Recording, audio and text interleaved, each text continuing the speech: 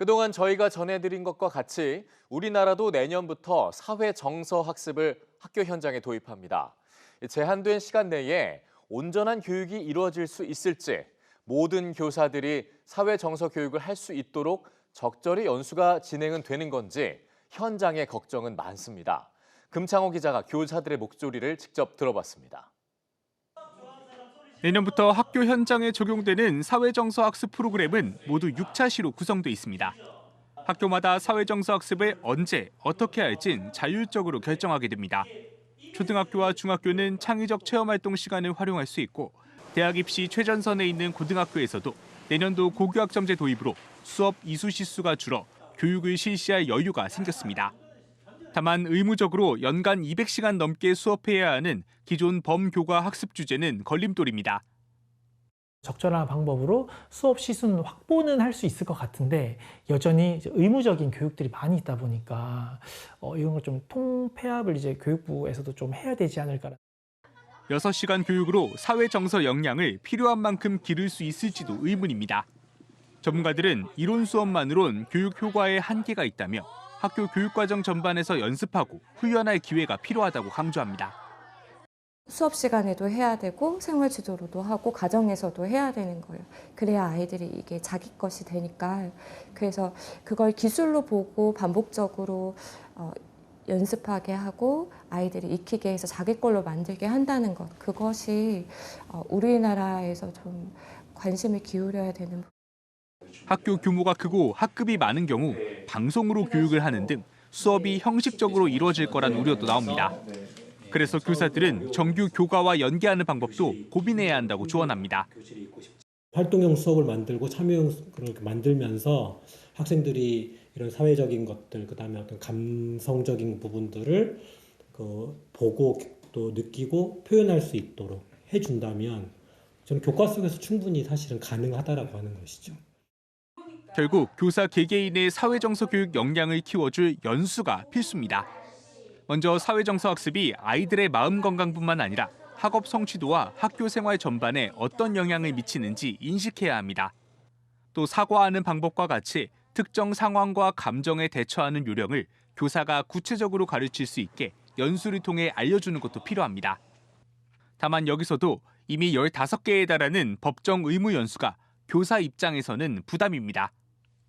필요한 연수가 있다면 선생님들이 선택해서 들을 수 있도록 하는 그런 선택과 집중이 필요할 것 같고요. 이제 동기부여가 중요하다는 생각이 듭니다. 사회정서적 학습을 하면 어떤 변화가 있는지를 정말 연구 결과를 토대로 해서 이게 너에게 선생님들에게도 이득이 된다. 교사들은 또 정신건강 위기 수준별 맞춤형 대처법을 교사들이 배워야 사회정서 학습이 보다 내실 있게 운영될 수 있을 거라고 덧붙였습니다. EBS 뉴스 금창호입니다. 감정과 관계의 기술을 익히는 사회정서 학습이 우리나라에서도 내년부터 학교 현장에 도입되는데요. 마음 교육의 첫 발을 떼는 시도지만 수업 시간을 확보하는 문제부터 교사 연수까지 넘어야 할 산이 많습니다. 학교 현장에 제대로 뿌리를 내리려면 어떤 지원이 필요할지 이상미 기자가 취재했습니다.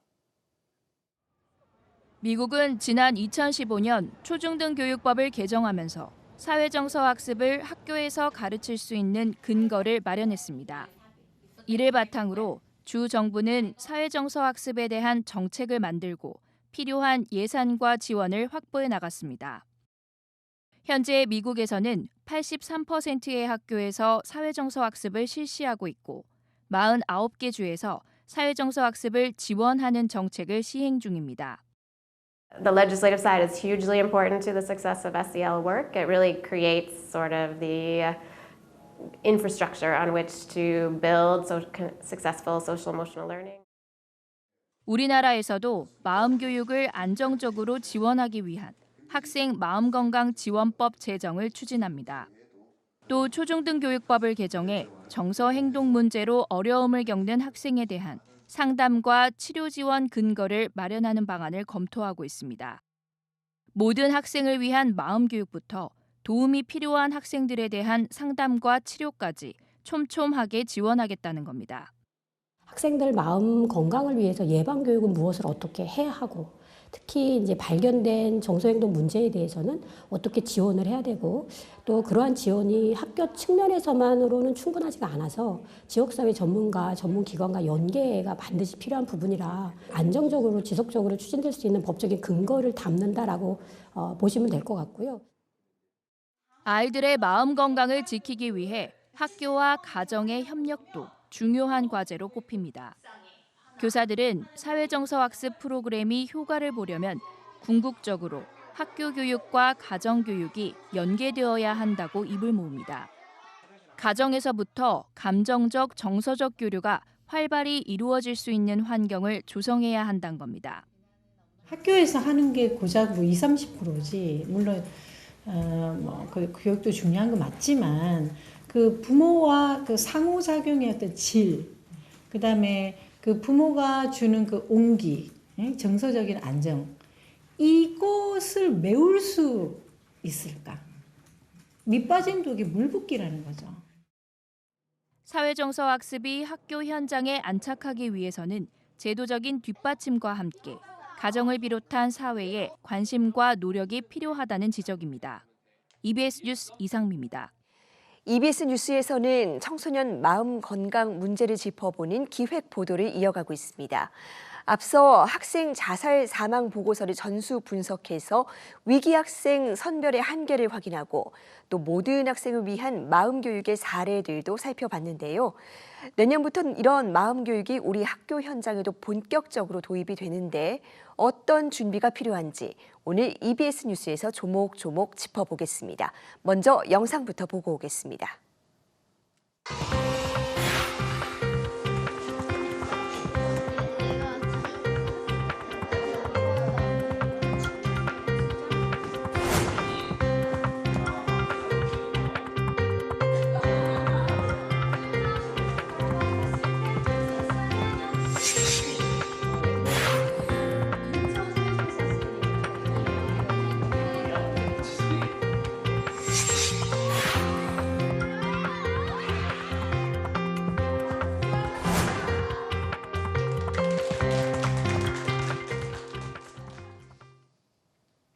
네, 청소년 마음건강 심층기획 취재팀 이상미 기자와 자세히 살펴보겠습니다.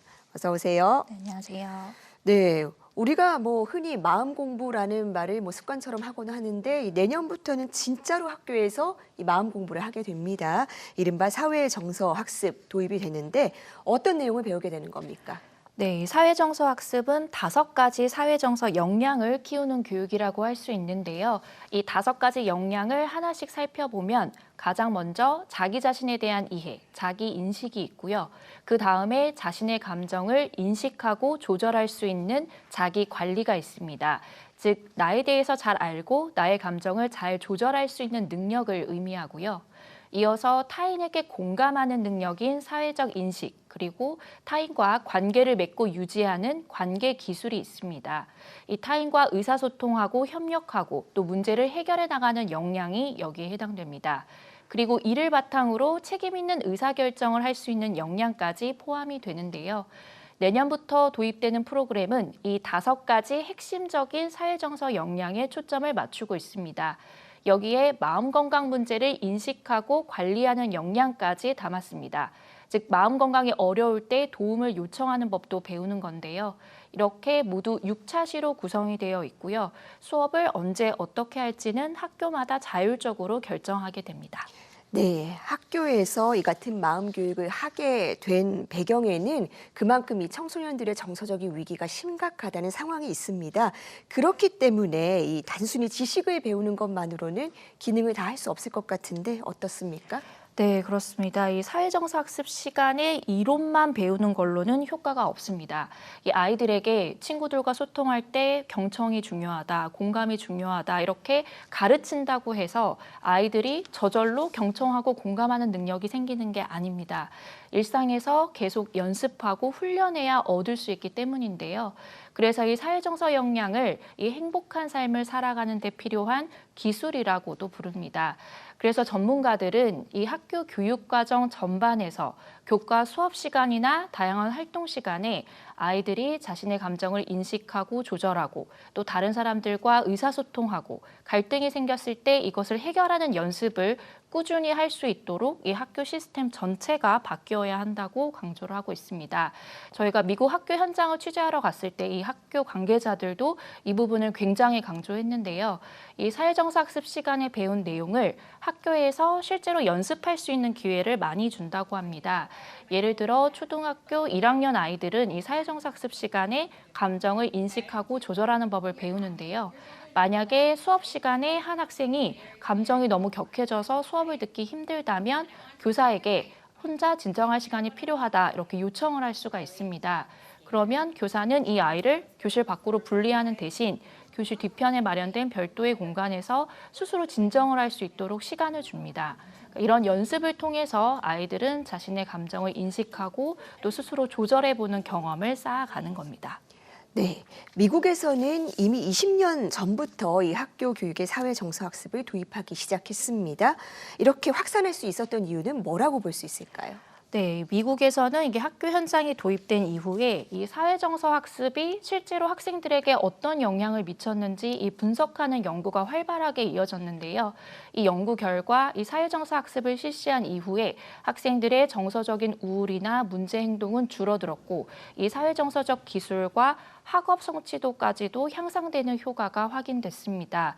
이 실제로 사회정서 학습이 교육적으로 효과가 있다 이렇게 입증이 됐기 때문에 학교에서는 받아들일 수 있었던 건데요. 이 과정에서 미국의 사회정서 학습 협회가 중요한 역할을 했습니다. 이 협회는 지속적으로 이 사회정서 학습의 교육적 효과를 연구하고 또 이 효과성이 검증된 이 질 좋은 프로그램들이 계속 개발될 수 있도록 인증 제도를 운영하고 있는데요. 이 인증을 받기 위해서는 굉장히 까다로운 기준을 충족해야 한다고 합니다. 그래서 이런 과정을 통해서 이 프로그램의 질 관리가 잘 이루어지고 있다고 할 수 있습니다. 네, 과학적인 데이터를 통해서 학교 현장이 끊임없이 설득을 해 나갔다는 건데 하지만 이 새로운 걸 하는 거다 보니까 처음에는 미국이라고 해도 이 학교 현장의 반발이나 어려움들이 있었을 것 같습니다. 어떻게 풀어나갈 수 있었을까요? 네, 일단 미국에서도 주 정부에서 이 사회정서 학습의 성취 기준과 표준 체계를 만들면 모든 학교에서 이에 따라야 되는데요. 대신에 이 학교 현장과 교사의 부담을 줄이기 위해서 다양한 지원이 이루어지고 있습니다. 먼저 학군마다 이 양질의 사회정서 학습 프로그램을 채택해서 교사들이 수업 준비 부담을 덜어주고 또 일상적으로 이루어지는 생활지도나 가정 연계 활동도 지원을 합니다.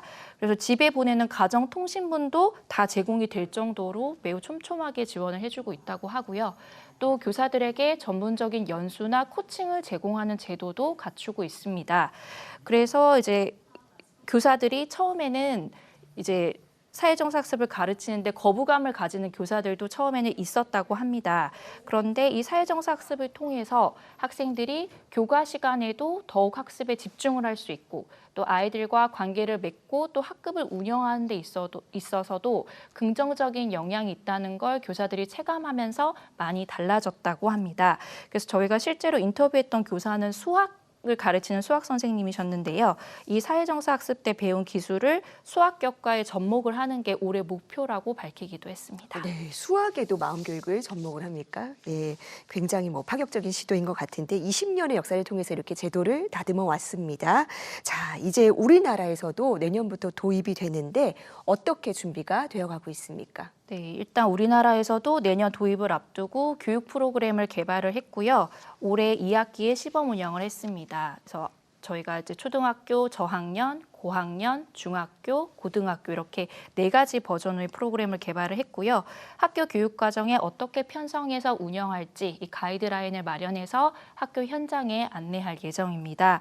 또 이 교사들에 대한 연수와 지원도 준비를 하고 있는데요. 올해 안에 선도교사 1,600명과 또 현장 지원단을 양성하고 내년에는 모든 학교장과 담당 교사들을 대상으로 하는 연수도 준비하고 있습니다.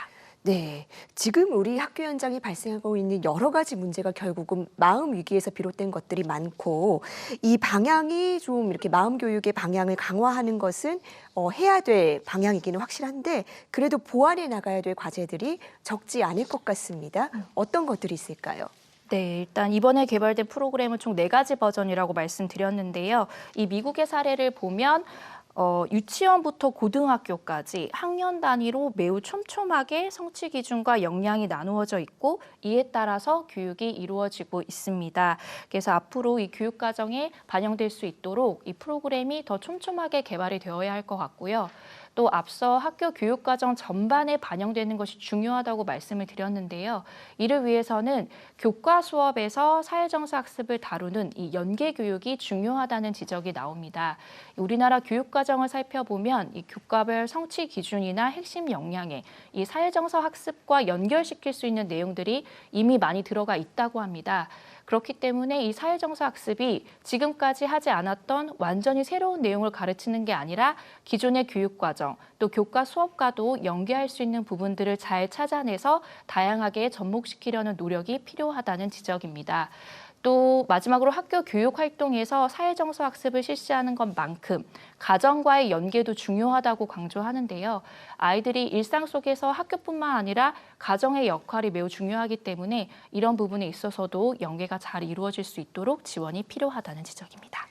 네, 오늘도 새로운 통계가 나왔는데 이 청소년들의 우울감, 스트레스 지수 또 악화가 됐습니다. 이 형식적인 운영에만 그치지 않고 아이들에게 실제로 필요한 마음 역량을 키워줄 수 있도록 섬세한 준비가 이루어지길 바랍니다. 이상미 기자 잘 들었습니다.